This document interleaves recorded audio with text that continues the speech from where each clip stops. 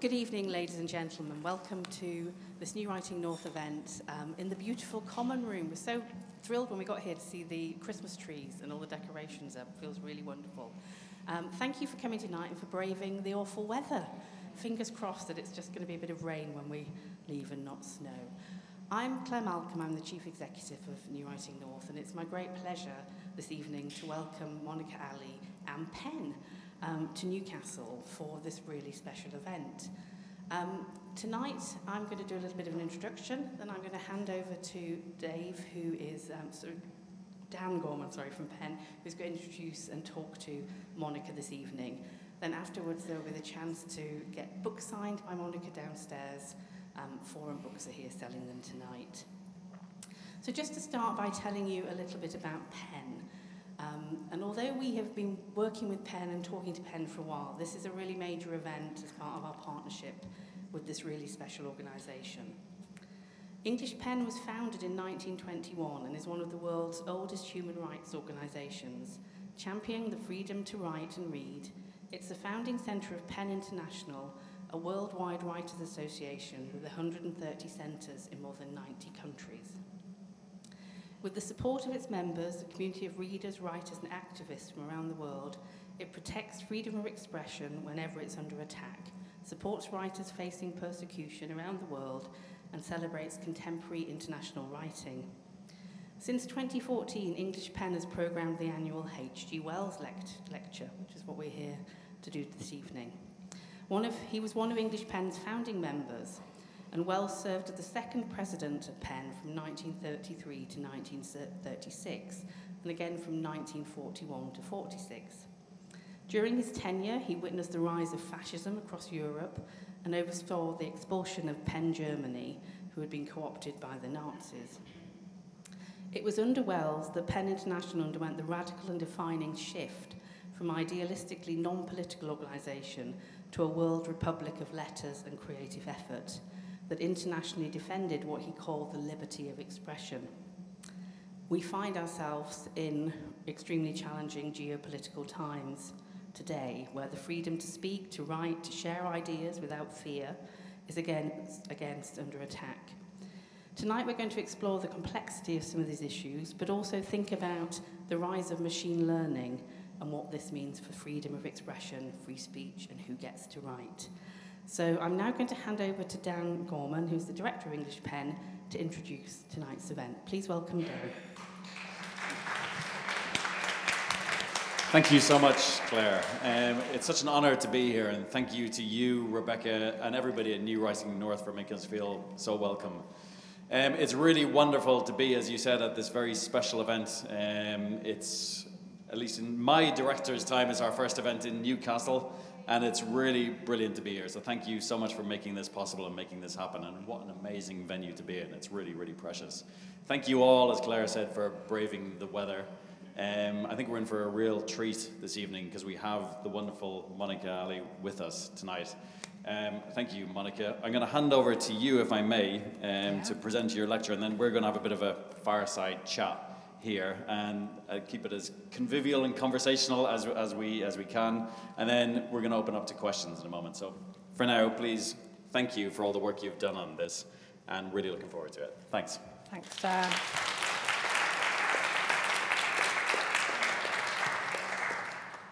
Oh, it's so festive in here, and I haven't started my Christmas shopping yet.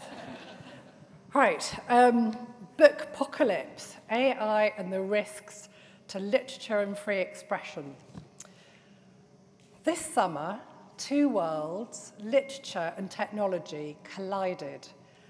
News stories began appearing about authors suing OpenAI and Meta for using their works to train their large language models without consent, without credit, and without compensation.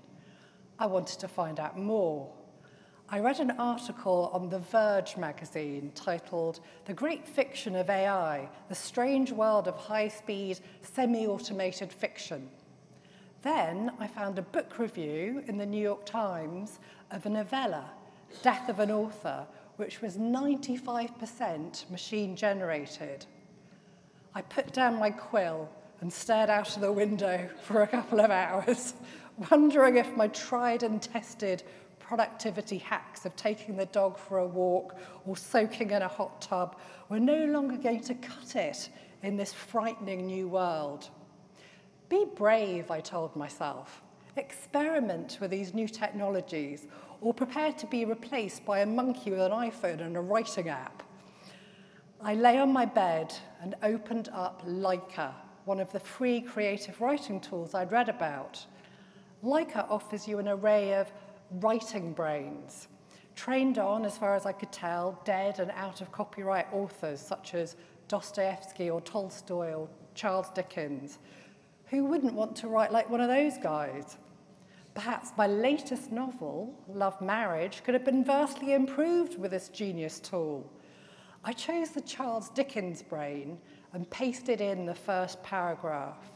Then, with a sense of fair play, I added the opening of the second to give the machine more of a steer about where the story could be going. So here is the opening of my book. This is my actual opening of my book. In the Garami household, sex was never mentioned.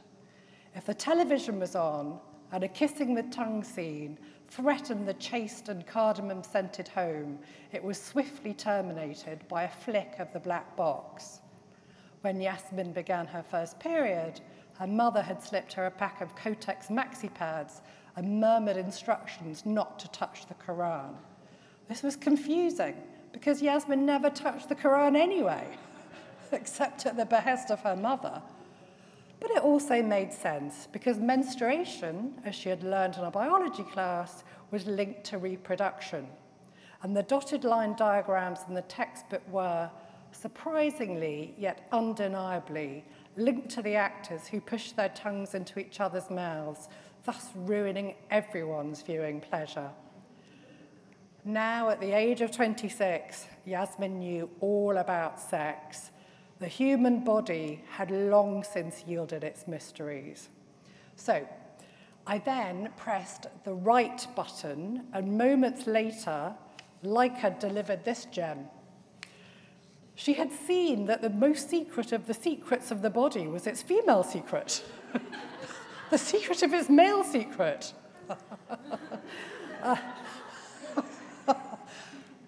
Completely undaunted, I clicked the alternate button. The program was clearly just warming up. Sure enough, Leica spat out an entirely different and highly creative suggestion. He had been a boy. He had been a man, but the day of his death was not yet in sight. When he had seen a great change, he had seen a change. What? Who? I thought maybe Leica had been subject to some kind of cyber attack at this stage, but I tried again, and without any hesitation or sign of embarrassment, my new writing buddy offered this.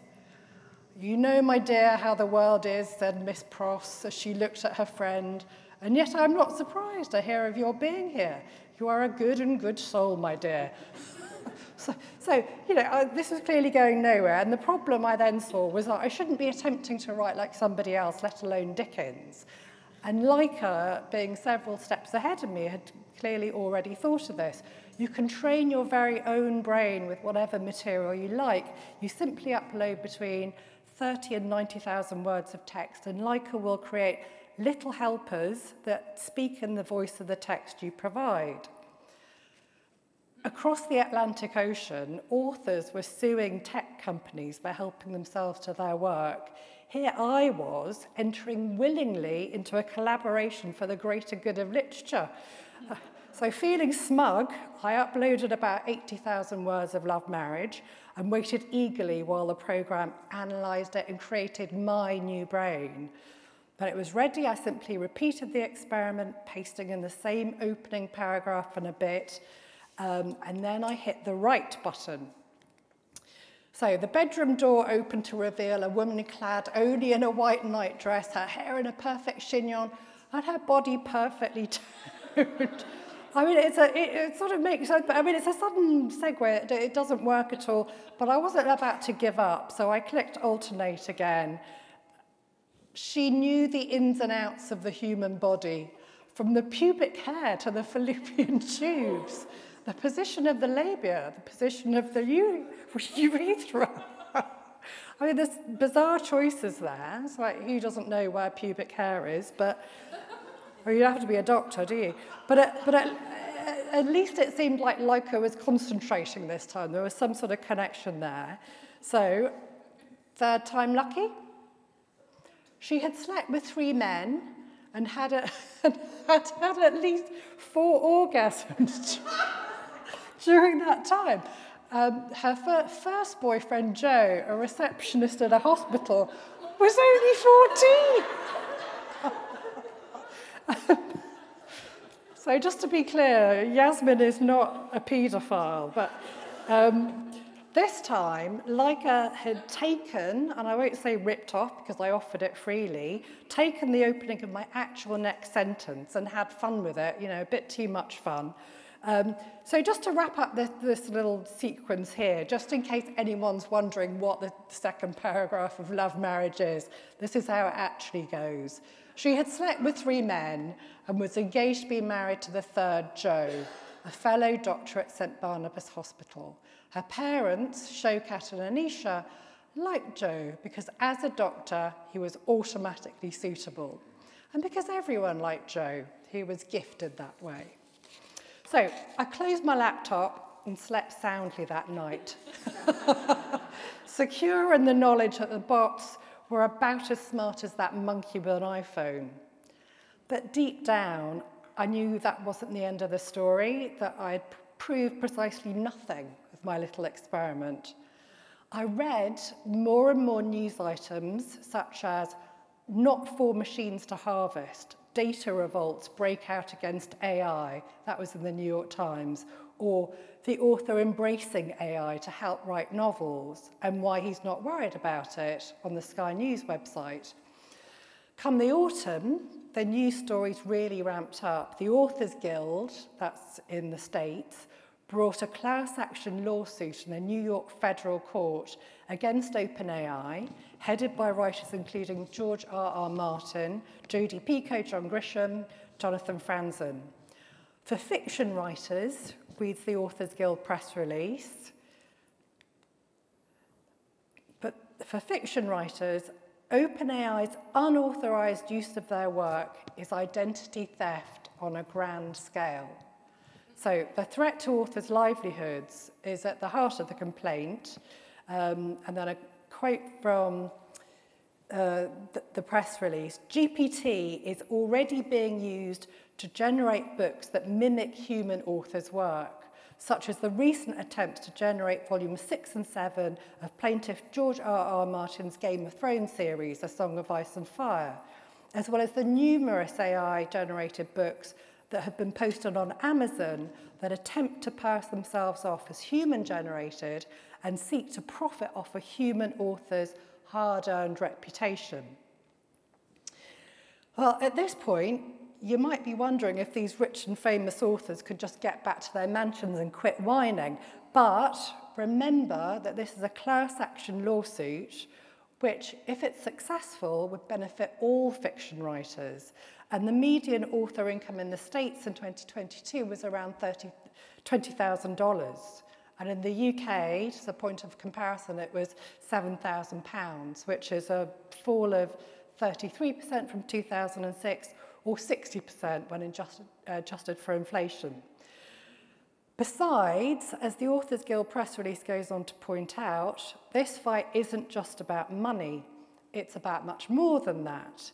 As Guild CEO Mary Rasenberger puts it, the various GPT models and other current generative AI machines can only generate material that is derivative of what came before it. They copy sentence structure, voice, storytelling, and context from books and other ingested texts. The outputs are mere remixes without the addition of any human voice. And regurgitated culture is no replacement for human art. And I think that's a really powerful statement by her. Nevertheless, I decided to continue my flirtation with AI, although now it felt a little bit dirty, I have to say. Everybody's doing it, I reassured myself as I created an account on ChatGPT. My first move was to ask it to write a story in the style of H.G. Wells to honour the title of this lecture, and it was to be about a rogue AI that poses an existential threat to humanity. And it spat out a story, within seconds, featuring the renowned scientist, Professor Jameson, who works tirelessly and defeats the AI. It was coherent, but it was really bland. I mean, the opening sentence read, "As the sun sets over London, a sense of unease descended upon the city," and that was pretty typical. In my researches, though, I'd read that it takes some skill to coax the best out of these programs, that it's an iterative process, that inputting the right prompts is key. You've got to learn how to use them, basically. So I did my level best at asking for more characters, more insight into those characters, adding dialogue and so on. Make it sound more like H.G. Wells, I wrote in desperation. But to no avail.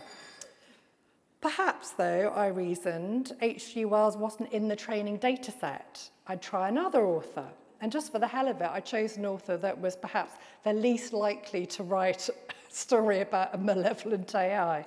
So now rewrite the story in the style of Marilyn Robinson.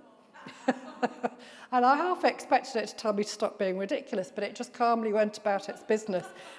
In this version, Jameson, quote, found himself haunted by his past mistakes and the ghosts of loved ones lost. The story wasn't in the style of Robinson, but clearly the AI had at least read the Spark Notes. Now, rewrite the story in the style of Monica Ali. And then I paused, actually, before I hit return, because who wants, a pastiche of their own style thrown in their face? But I needn't have worried. The bot just doesn't rise to the level of pastiche. But in this version, Jameson's wife is, quote, a fiercely intelligent woman, and the words love, courage, determination crop up. So ChatGPT had clearly identified something in Marilyn Robinson's writing and in mine, but no more than, say, an averagely intelligent 12-year-old would discover. So is there really anything for writers to fear? That's what I was thinking at this point.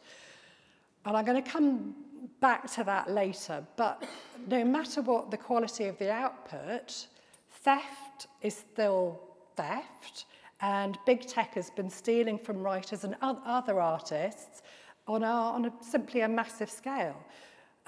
Towards the end of September, a journalist contacted me and asked how did I feel about my work showing up on the Books3 database. Has anyone heard of the Books3 database? It's this shadow library, pirated internet library that's believed to have been ingested by ChatGPT and other AI. And this database had just been published in a searchable format by The Atlantic magazine. How did I feel? I didn't feel good, but given my researches, I wasn't really surprised. I then spoke to Nicola Solomon, who's the CEO of the Society of Authors, which is the British equivalent of the Authors Guild, and I asked if they've got any plans to bring a similar lawsuit in the UK. And she said, not yet, but, quote, copyright law in the UK works on a fair dealing basis that is more favourable to writers than the US's fair use basis. We are clear that ingesting these databases of books constitutes an infringement of copyright, end quote. As chair of the Creators' Rights Alliance, which represents authors and journalists and illustrators and photographers and so on, she's in the midst of talks with the Intellectual Property Office about how our rights can be better protected and how we can be paid for the theft of our works. She favours a licensing system, quote, it's not good enough to say it's difficult and therefore we're not giving anyone any money. The value that's being created out of copyright works shouldn't all end up in Elon Musk's gold vaults. That's bad for creators and it's bad for society as a whole. End quote. But what if I don't want to license my works? I mean, they're already in there, that they're ingested and deleted. So wouldn't asking them for them to be removed be akin to trying to take the gravy powder out of the gravy or trying to wipe them out of a human reader's brain. It's not true, says Nicola. The information that goes in is transformed into tagged tokens. The system finds and uses those tokens to create outputs, so it can use those tags to delete the tokens. And if they say they can't do it, then sorry, but that's not good enough. They should take the whole program down, end quote. I couldn't agree more with that, but I think that's not going to happen because Silicon Valley has a track record of just steamrolling their way through these issues. The Authors Guild suit against Google Books, for instance, for copyright violation, it dragged on for years in the courts and it ended in a victory for Google. To say that the tech lobby is powerful and deep-pocketed is like your house being lifted Wizard of Oz style into a tornado and remarking that it's a bit windy out. And besides, the legal wrangling will most likely continue for several years at least, and in the meantime, technology marches on. Anyone remember that letter published in March of this year by the Future of Life Institute? It was signed by all these tech luminaries, including Musk and Steve Wozniak.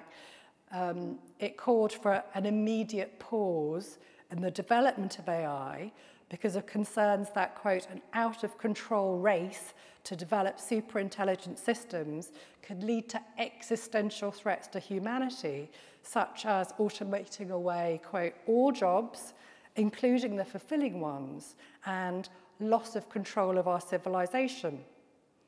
And do you know who took heed and immediately stopped developing AI? Absolutely nobody. It just marches on. Even if a licensing system for the use of writers' works is eventually worked out, perhaps along the micropayments of the notoriously stingy Spotify model, it's just clear that change is coming and that change is going to be on a massive scale. The writing AIs that I've been toying with are at the very beginning of their evolutionary process. I then checked out another tool, Bard, which is owned by Google, this time asking it to write a story in the style of H.G. Wells about a novelist who loses his livelihood because of AI-generated novels. And Bard obliged me with this. The year is 2042. Not that long away, really. Artificial intelligence has become so advanced that it is now capable of generating novels that are indistinguishable from those written by humans. This has led to a crisis for novelists as their livelihoods are now threatened by AI-generated competition. One such novelist is John Smith, inventive name. John has been writing novels for over 20 years and he's published several successful books. However, in recent years, he's seen his sales decline as AI-generated novels have become more popular. John is struggling to compete with AI-generated novels. He finds it difficult to come up with new ideas, and he feels that his writing is no longer as fresh or as original as it used to be.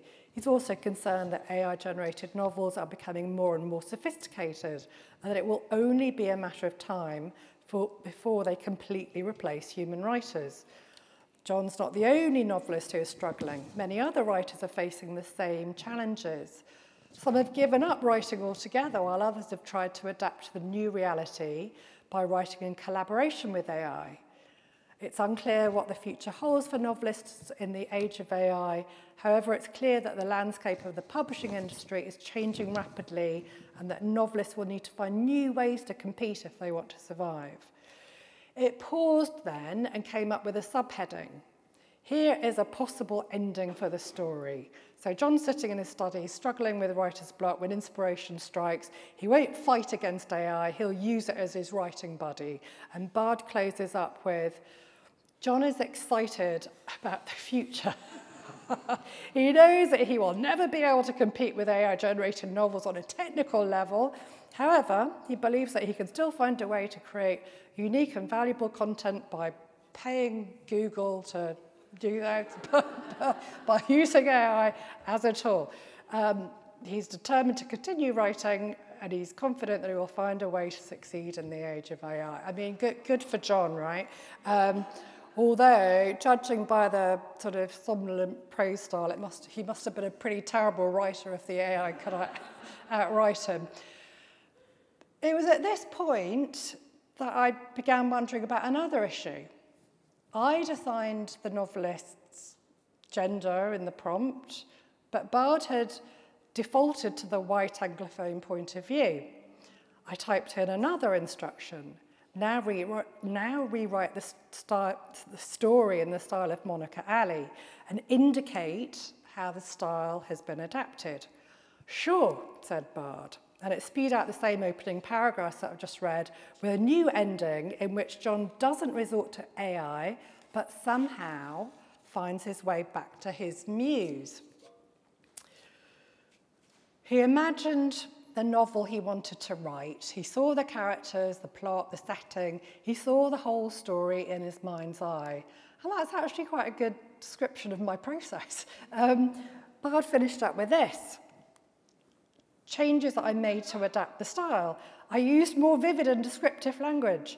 I focused on the characters' emotions and experiences. I ended the story on a note of hope, but also with a sense of realism. I mean, it's a bit of a stretch to say it used vivid and descriptive language, but I'm just going to take the compliment, I think. And then it added this. I also tried to capture the sense of cultural diversity and social commentary that is often found in Ali's work. So, no, you didn't. I reread the story then and I'd see if I'd missed anything, but I hadn't. I kind of appreciated the gesture, so I gave Bard another chance. I asked it to include some cultural diversity within the story.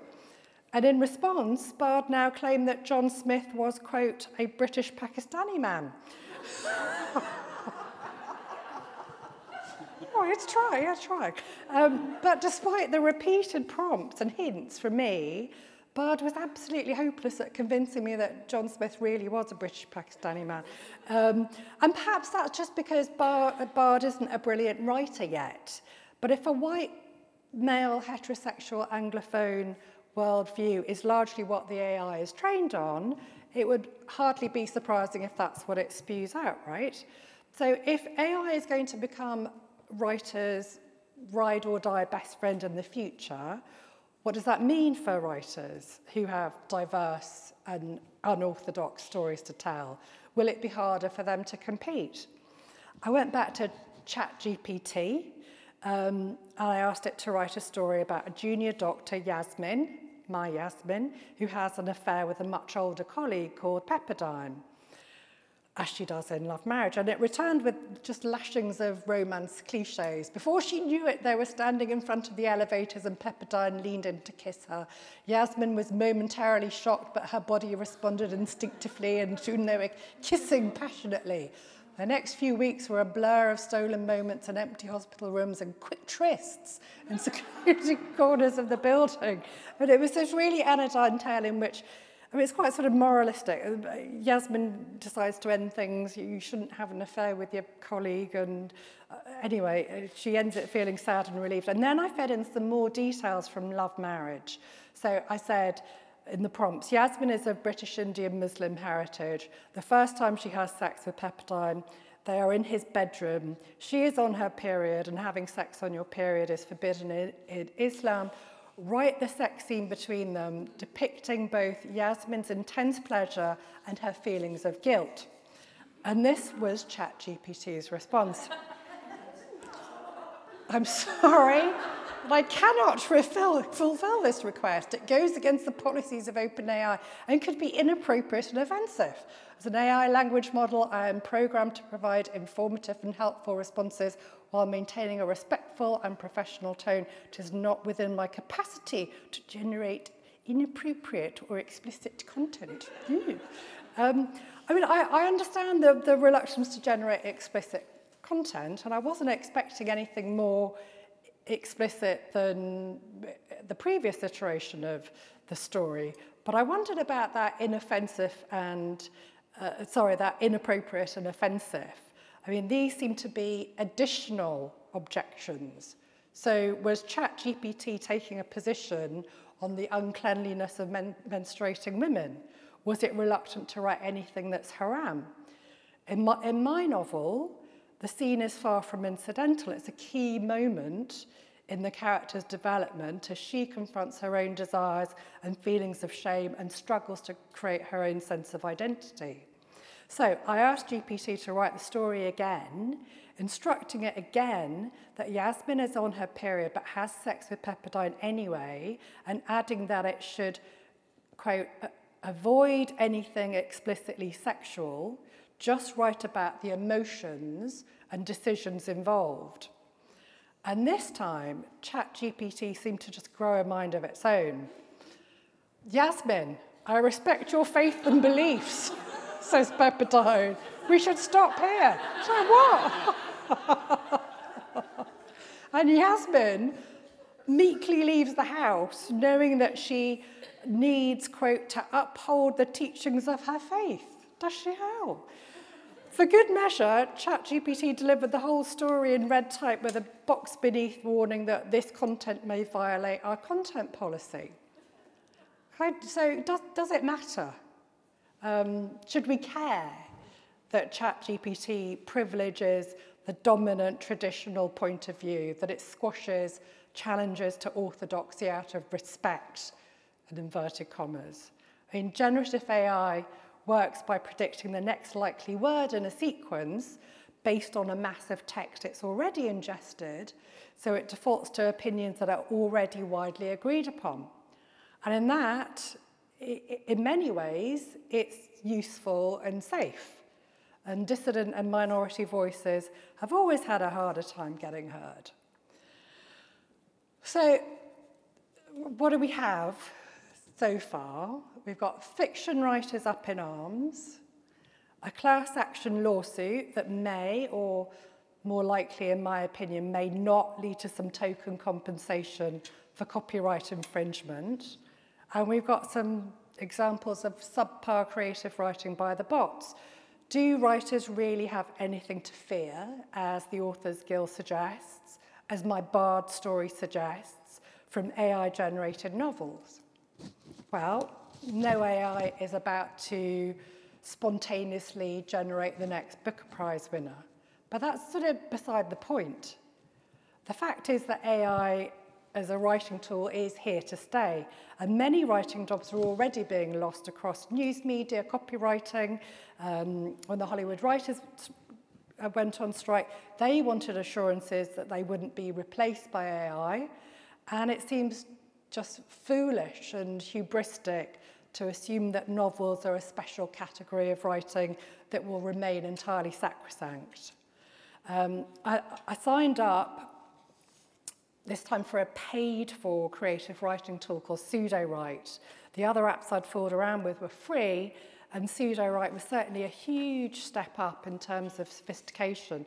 It had a feature called Story Engine, which you can take your brain dump or idea for a novel and run it through your chosen filters of genre, so romance or fantasy or horror, and style. So do you want lots of dialogue, do you want short sentences? And it generates a synopsis, character, outline, and then it breaks down each proposed chapter into story beats or key events, which it will then turn into prose. And it's structured very much like a film script, inciting incident, call to action, quest, midpoint reveal, and so on, which is to say it's formulaic. But many novels are formulaic. And the prose that Pseudowrite churns out, it's not, I wouldn't say it's fantastic, but it'll get better, for sure, and as the AI improves. It's already entirely possible to take your idea for a novel and run it through the program, contributing your own artistic choices by accepting or rejecting suggestions and editing each paragraph, and end up with a complete manuscript, say, in the space of a weekend. It may not be a great novel, but it may be a good enough novel, especially if you know the market that you're producing it for. I remembered that article I'd mentioned earlier that I read titled The Great Fiction of AI, The Strange World of High-Speed Semi-Automated Genre Fiction.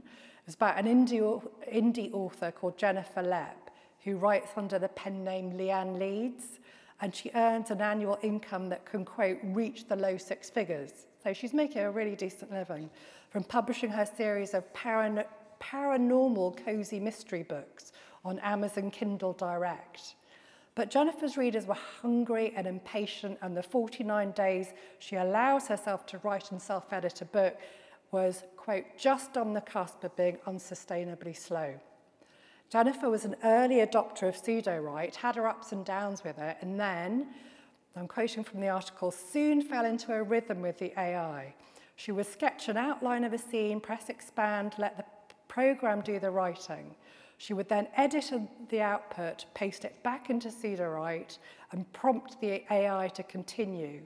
If it started to veer in a direction she didn't like, she nudged it back by writing a few sentences and setting it loose again. She found she no longer needed to work in complete silence and solitude. Even better, she was actually ahead of schedule. Her production had increased 23.1%. I love that 1%, 0.1%. When she finished the first chapter, she sent it to her beta readers, a group that offers early feedback, with special instructions to highlight anything that sounded off or out of character. Nothing seemed amiss. That was kind of creepy, she said. Worse, some of the sentences her readers highlighted as being particularly good had come from the machine. So that's interesting. But Jennifer, as an indie author, what used to be called a self-published author, will authors published by traditional publishing houses, the ones you see in bookshops or on the bestseller lists if they're very lucky or talented or both, will they ever turn to AI-aided writing? And I ask not because I assume traditionally published authors are above that kind of thing. I ask because it raises another fundamental copyright issue. Standard publishing contracts ask you to confirm that you are the sole author of your work. And if your work is partially AI generated, what are the implications for your contract and in terms of copyright? If work isn't copyrightable, then a publisher isn't incentivized to invest in it. So as far as I'm aware, such a case hasn't been tested in a UK court as yet, but in September this year, the US Copyright Office Review Board ruled that an AI-generated image that had just won first place in the 2022 Colorado State Fair Annual Art Competition was not eligible because copyright protection, quote, excludes works produced by non-humans. I mean, I believe that ruling is going to eventually be overruled. It's a bit like saying a photograph can't be copyrighted because the machine took the picture, not the photographer. I mean, any fool can point and click, but only an artist can select the right shot. And anyone with money can buy a subscription to a writing app, but it does take some knowledge and skill to select and edit the outputs and turn them into a coherent and readable whole. Nevertheless, as Jennifer's experience attests, it may be easier and faster for some authors at least to write with AI enhancement. And like Bard's John Smith, they might adapt to the new reality by writing in collaboration with AI. Amazon appears to be preparing for the coming Bookpocalypse by limiting authors to uploading a mere 3 books per day. I mean, per day, 3 per day. Takes me years. But even now, the problem isn't a shortage of books, it's a shortage of readers. According to the New York Times, over 3.2 million titles that Bookscan tracked in 2021, fewer than 1% of them sold more than 5,000 copies. More and more books pumped out in a shorter and shorter time frame doesn't sound like healthy competition to me. It sounds like a hot mess in which it will become increasingly difficult to sift the signal from the noise. So far, I've been talking about genre fiction like fantasy or romance or crime, but I write in a genre too. It's called literary fiction. And it's a harder nut for sure for the AI machine to crack. It's less formulaic. It relies more on depth of characterization and depth of emotion and elegant and innovative use of language. But remember that these AIs are babies, you know, they're still sucking on their dummies. And by the time they reach maturity or even adolescence, they may reach a level of sophistication that it's difficult for us to imagine today. Or maybe it's not that difficult. I mean, I can imagine a future in which a novel is published to acclaim and it becomes a literary bestseller and it's subsequently gleefully revealed to be the product of AI. I mean, that's going to happen for sure. And what would be wrong with that?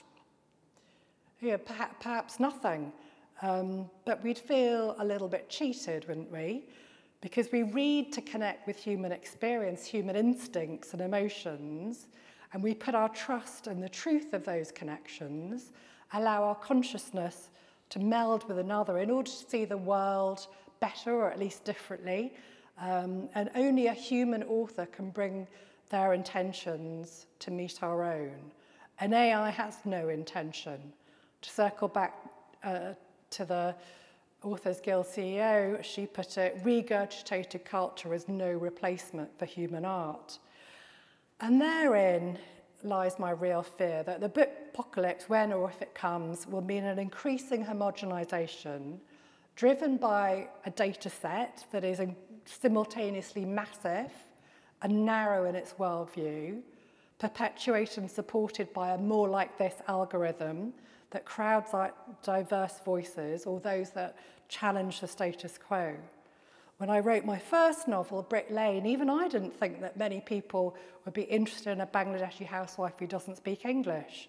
There might have been a market for multicultural novels, but my novel was kind of maniacally monocultural. My heroine is a devout, married Muslim who has an affair with a much younger man. Some older conservative men in Tower Hamlets deemed that offensive back then.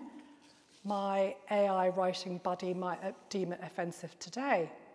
But Brick Lane's now an A-level set text, and on a weekly basis, if not more often, I hear from young women about how they or their mother or their aunt connected with a book and what it meant to them to see themselves reflected in the culture. That doesn't mean there's no place for AI in writing or that real writers shouldn't use it, though I do envisage a future in which natural writers, those who don't use AI, will become distinct from those who do.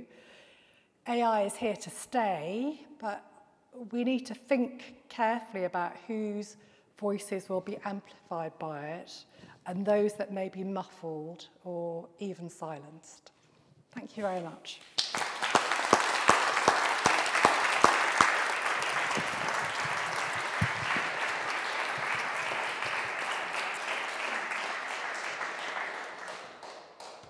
Thank you so much.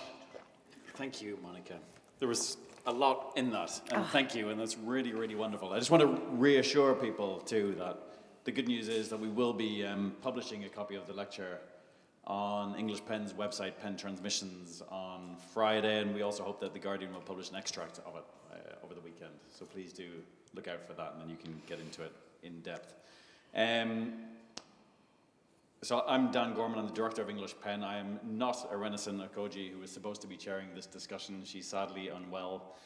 She is a brilliant author and really wishes she could be here, but please, if you're not familiar with her work, I'm sure some of you are. If you're not, seek it out. It's really wonderful. And speaking of brilliant authors, Monica Ali, thank you so much for being here with us. And we met back in May of this year, I think, to first talk about this and to talk about the idea of you delivering this year's Penn H.G. Wells lecture. We've got a very open brief for the H.G. Wells lecture, which can be a gift, can also be slightly terrifying.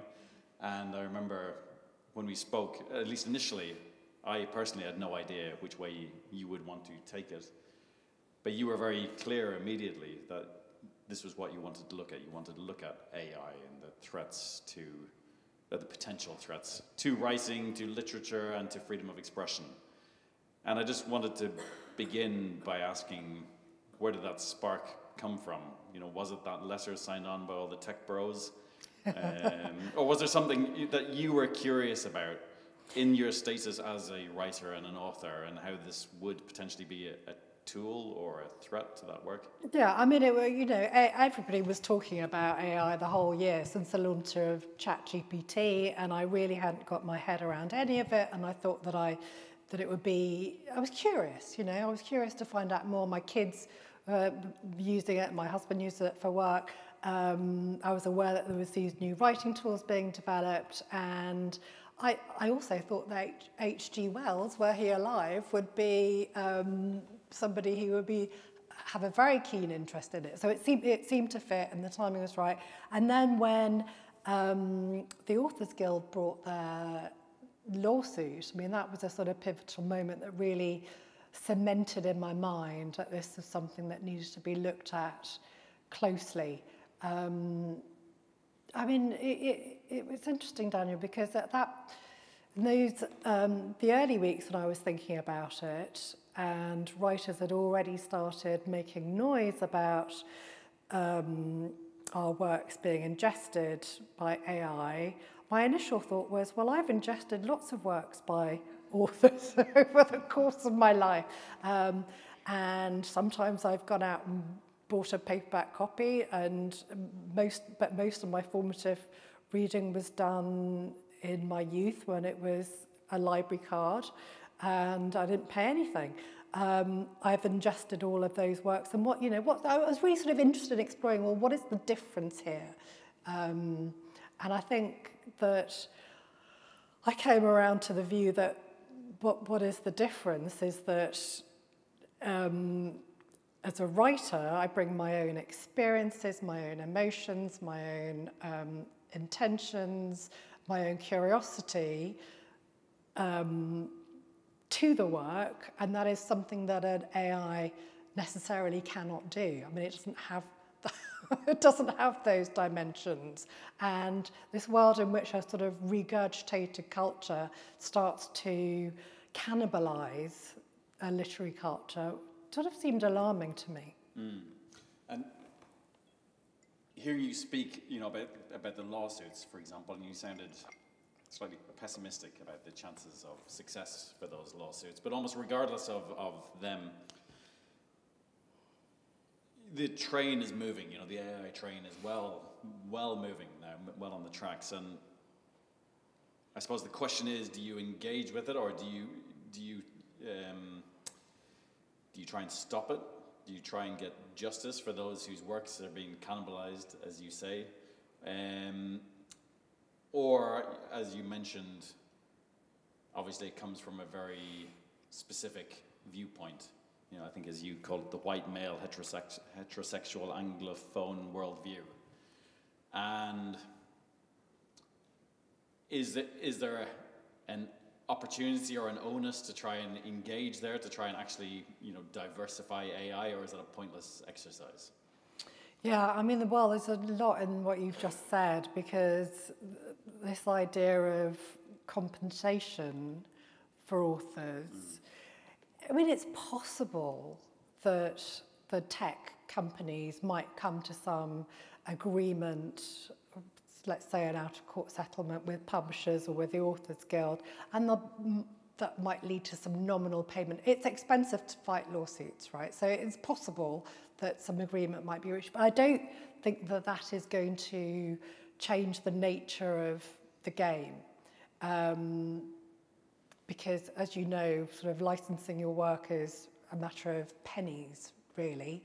So is there a real threat to authors' livelihoods in the future? I mean, I think so. I just read the other day, the Authors Guild has been very hot on all of this, and they just gave a response to Biden's executive order on AI to the Copyright Office, because they're calling for public input. And in that, they cited the percentage of authors, I think it was like 70% of authors that they'd polled, were very worried about publishers publishing AI-generated books in the future. If you cut out the author, you don't have to pay anyone a royalty, right? So that's a real fear. They're also pointing out simply that authors' livelihoods are already under a lot of strain. So any additional threat, however seemingly small, after the loss of lots of freelance work and the decline of advances and all of the other things that are going on, any additional threat is really serious. So, there are humorous things at the moment when you play around with these AIs. I mean, it sort of seems ludicrous to think, well, they're not going to make any difference. These bots can't write. I think that is a mistake. I think things are going to change really radically. We're at a crossroads, don't know in which ways they're going to change exactly, but they are going to change. And for me, someone of my generation, I make the distinction between a natural, what I just termed at the end of my speech, I'm going to contradict myself now, a natural writer and an AI-assisted writer. Well, for me, that's one thing, but what if you're 7 years old now and you're a writer of the future? It's going to seem natural, potentially, for that kid to write with AI assistance. It's not going to seem unnatural. So I think things are going to change and change really rapidly, and in which direction, it depends. It also depends what readers want. Mm. And I suppose the question is that necessarily a bad thing? I mean, that's a really good question. Is it necessarily a bad thing? I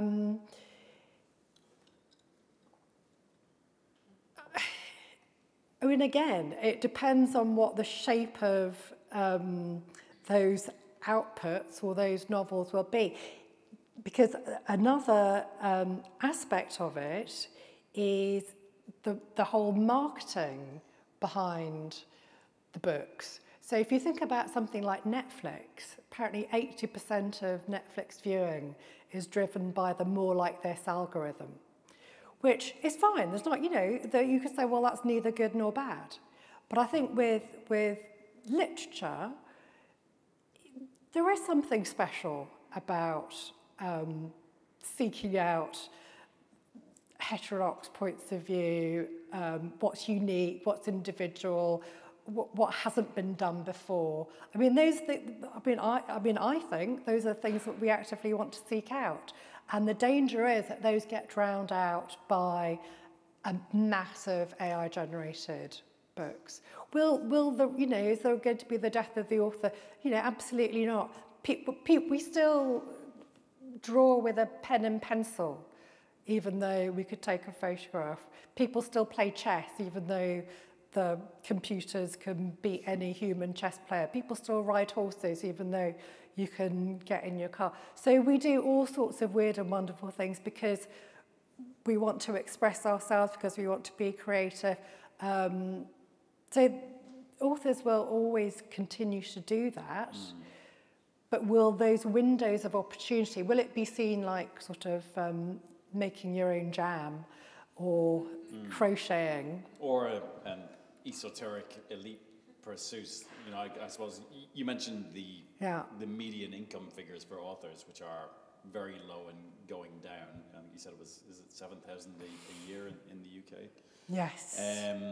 So that's already shocking and terrible. And the idea that novels and writing becomes even more of this kind of elite pursuit over on the side, whereas the majority exactly can be the generated. danger. Yes, that's exactly the danger, that it becomes even more of an elite pursuit. Because if you have to already have an affluent background or outside means of support in order to be a writer, then that is not healthy for the culture.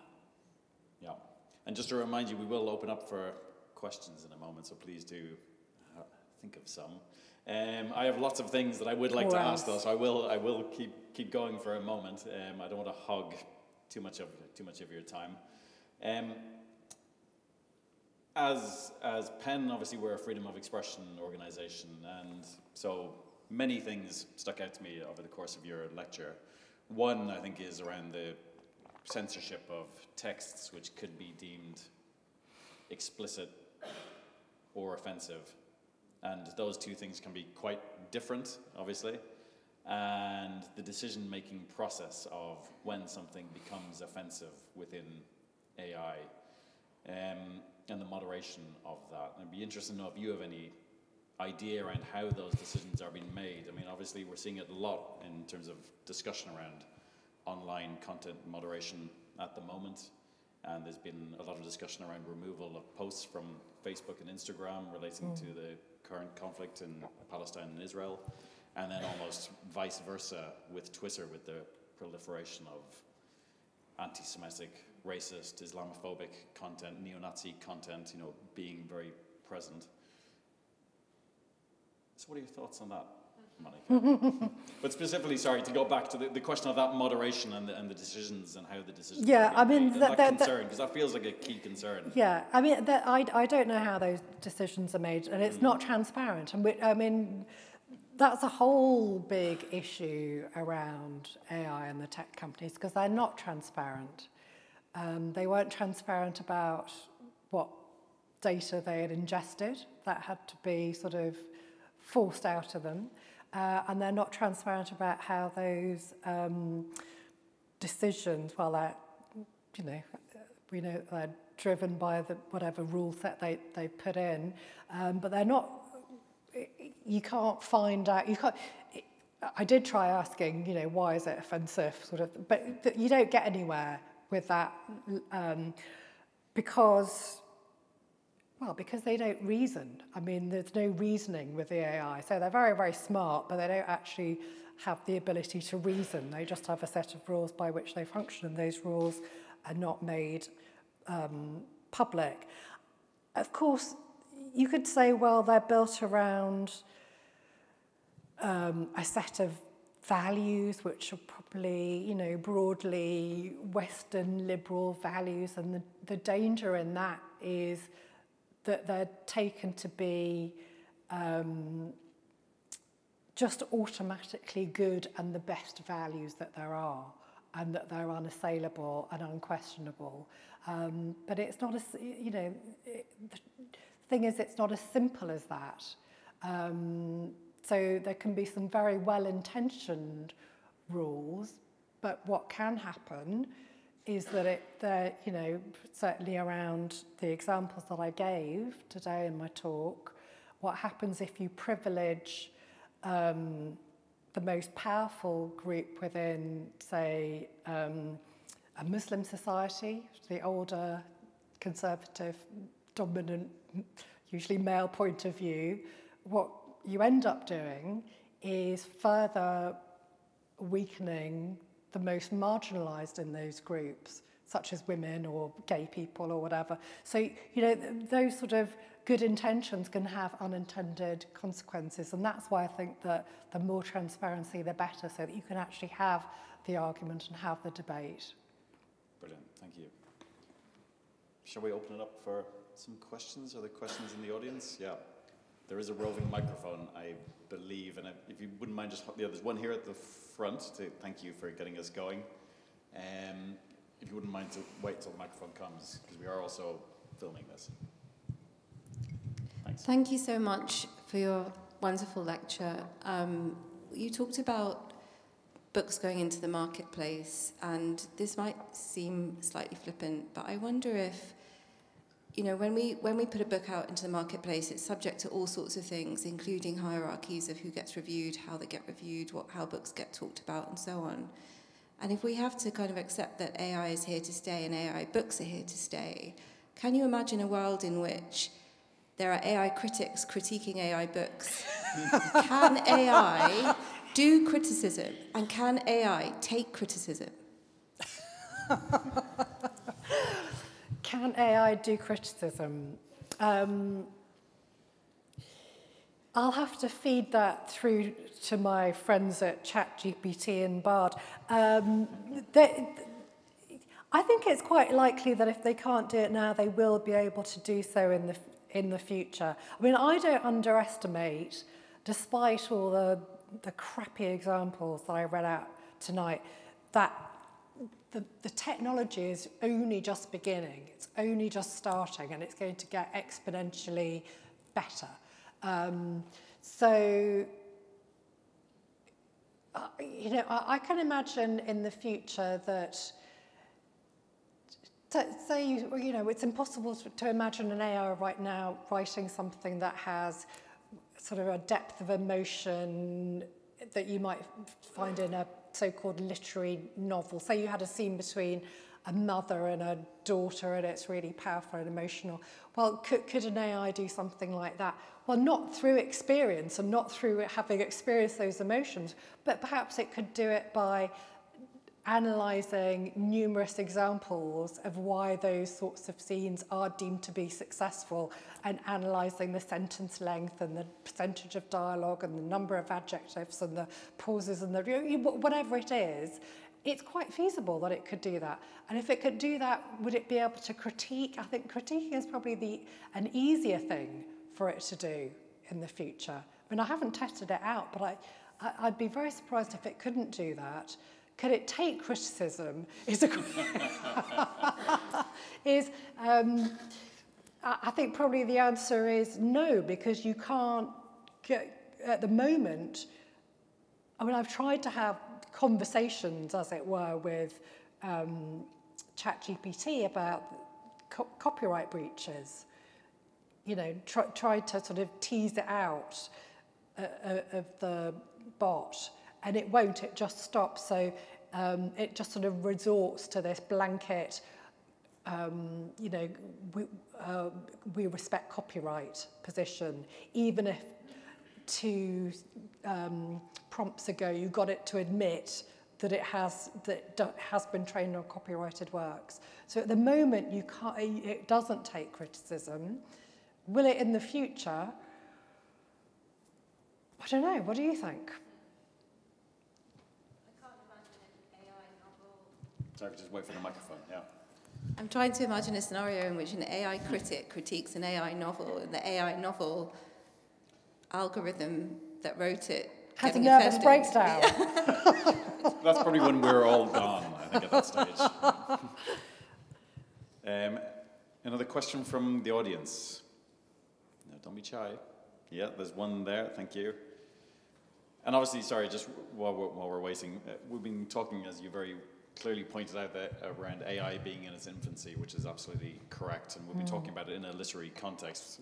Obviously, AI has been applied across the board, and in terms of security context and military context, there's some very concerning developments there, which I think are worth reflecting on. Yeah, thank you. Do I have to press anything? No. Nope, you're good. Okay, I just wanted to ask, can we treat AI like food and actually have a label on it so we know whether it's, you know, processed food or organic food? And if it's produced by an organic creature, i.e. me or you, then it says organic on the tin, you know? Might that help? Yeah, I think that's a very good point. It's actually something that the Authors Guild is calling for in terms of transparency and fairness. That AI generated content is clearly labelled as such, and that then, you know, it helps consumers or readers to choose. I foresee that becoming more and more complicated in the future, because how will you know? We don't have to declare now if we've used a spell check, right? That's just considered normal. I mean, in a way, that's sort of AI assisted. But in the future, how will you know if an author has generated some ideas or some sentences from AI, or developed some characters by this, you know, iterative process with AI? It's going to be interesting to see how that can be tracked and traced, to borrow a COVID term. I mean, will publishers insist on routing through all of your digital files to see, or do you have to hand in a handwritten manuscript? I mean, it's going to be hard to enforce, but I think that in principle is a very good idea. Yeah, because I think there probably will be a future where, I think you yourself spoke about hybrid texts, particularly I think in genre fiction. Yeah. You might well have, and you described a process that was like that, where somebody starts off something and then the bot takes over and then they kind of put it in another direction, things like that. I think that will happen quite a lot, but I think we just need, and those texts might be worth reading. They might be quite fun to read, especially if you're into genre fiction. I just think that we need to know what's gone on, and I think you probably could label it. Do you think you would have to put sort of 25% AI generated or 50%? Yeah, why not? Yeah. Yeah. I think there is some work in the visual arts world around that, actually, around a kind of almost like a fair trade mark or equivalent. Okay, we've got time for a few more questions. I look, the hands are going up. There's one at the back and then one over here. Yeah, thanks. Hi, I think that it's also interesting maybe to think about the potential of AI and how it could assist neurodiverse individuals. For instance, how it could increase access to writing, perhaps. I mean, we're talking about writing as a certain skill that might be more accessible to certain kind of people who are functioning on the spectrum in a higher productive manner. And I've been trying like ChatGPT myself, for instance, like in terms of my dissertation writing, and it's never good enough, but sometimes it distills thoughts that you're kind of trying to formulate, and I wonder if rather than kind of fearing it, there's also kind of a way of expanding the potential there for differently abled bodies and bodies that are perhaps accessing knowledge differently. I don't know. I mean, that's just a thought that came here. Yeah, I think that's a really good thought. It's really interesting. And I think it's all too easy to sort of feel, all doom and gloom about the future with AI. Then there are lots of potential upsides. I mean, one that you just stated. And also just people who want help with their writing. I mean, I was just thinking as you were speaking about a sort of promotion that I saw for ChatGPT's integration of DALL-E, the picture generator within it. And what they were promoting was, it was a little sketch of a mother describing a bear character or something that their child had been talking about, and then turning that bear into an illustration and then producing a story. And within minutes, it's like a beautiful picture book that's individually tailored for that child. What about for any adult who's always dreamt about writing a book, but it's hard, not just for neurodiverse people, for lots of people, including myself, to write a book. I mean, what about if it's quite liberating for those people then, with the help of AI, to write their own story that's always been simmering inside them, or to write something that's their own particular combination of interests? I mean, if you're interested in, say, science fiction and Henry VIII and cookery, and you want to bring it all together, you don't quite know how to do. I mean, it's really bizarre. I don't know why I came up with those three things, but well, whatever it is, I mean, perhaps that will be a really good creative bonus for the individual. To set against that, I do slightly worry about the sort of increasing atomization that all of that implies. One of the wonderful things about literature is that you're reaching out from one individual experience to another person who may never have thought about those worlds, who may never have thought that they wanted to visit those worlds or to know those characters, and then find that they learn something. So I do slightly worry that those two things are in tension and contradiction. But I agree with you that it's important not to only focus on the possible downsides and to see the possible upsides as well. Thank you so much for that. I think we've got time for one more, and it looks like there's one Down there, yeah, thank you. Thank you so much. This was a really wonderful talk and wonderful Q&A. I did have a question about authorship in all of this, and you were talking about genre fiction and literary fiction, and I mean, authorship is in many ways created and engendered and supported by consensus from readers. So where does AI fit the picture here? Because if authorship is something also co-created with readers, then it is because, you know, we read you because you're Monica Ali and not because, so that aspect of when you were talking about, you know, the assisted human author, I just don't know how that fits with this historical conception of authorship that is so ingrained in, you know, in literature, and it's at the basis in a way in which we conceive of literature itself. So that seems to be a profound question that is, it's not just obviously like a writer's assistant, it's something much, like going much deeper, as you've been talking to us about, which I found really interesting.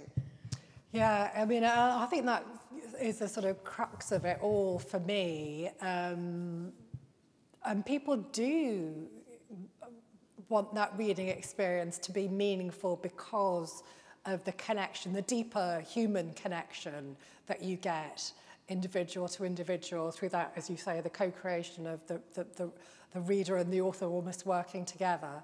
I don't know, and I think as readers, the power really also lies with you, because if that's what readers want, and you know, on the one hand you can say, well, you know, literary festivals are flourishing, people always want the origin story of the book, they want to know the author, they want to feel that connection.